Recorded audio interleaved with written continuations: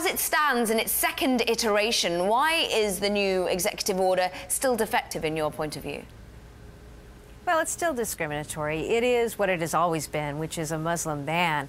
And more than being unconstitutional and discriminatory, what this also is something that is causing a tremendous amount of uncertainty and creating real harm for our businesses, for our research institutions, for our colleges and universities, and for major tech companies across this land. And that's one of the reasons why when we filed suit weeks ago and we renewed our lawsuit earlier this week, joining with Hawaii and Washington State, New York and others, we had standing alongside us leaders from the tech community and from business to say this is wrong and this order has got to go. You mentioned, of course, that you say it's still discriminatory, but a lot of that thesis is based on past statements from the election campaign made by Donald Trump. How do you distinguish between what was said in the past and indeed the current writing in the executive order? Well, he still has created a serious issue in denying visas and creating uncertainty about whether or not visas will be renewed. Let me tell you what this means in real terms.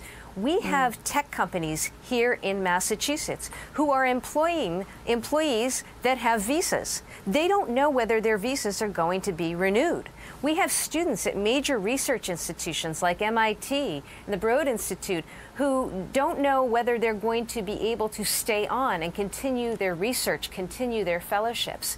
We have serious issues not only about, with this order, not only about who's going to be allowed into this country. This order creates problems for those who are already in this country, working, creating to a vibrant tech community and industry in particular. Those interests are at risk. It's why I've spoken with so many business leaders and leaders in tech and leaders in research who said this order is bad for us. It needs to go. I mean, it's fascinating. Of course, Boston is such a thriving tech hub, biotech hub as well. You talk of course, Harvard, MIT. You've got such an area of growth in terms of the tech needed there and the talent needed there. What are the businesses that you're speaking to saying they're going to have to do if it does indeed still stand? Do you know what the alternatives will be?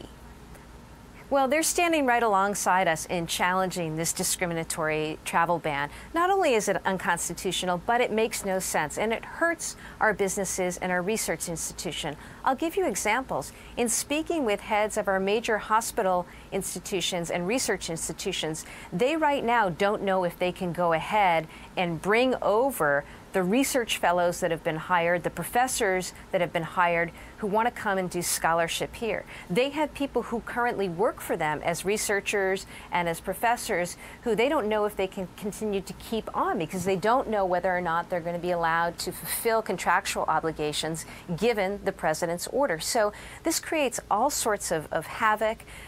Tech and life sciences, biotech, they are the driving force in Massachusetts and our economy. They're also a driving force in other regions of the country. You're just talking about Silicon Valley.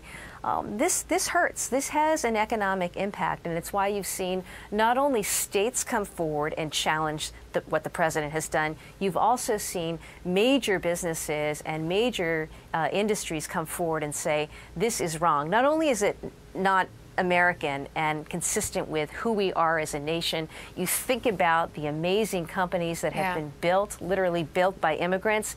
It's also really counterproductive and harmful to our business interests. But is it unconstitutional? Absolutely. I think our arguments are well made. I think that they've been heard in multiple courts today. I'm glad that we will soon see, it appears, a decision from the Hawaii District Court. Other cases are ongoing, and we're just going to continue to press ahead and fight this right to the end because it is unconstitutional.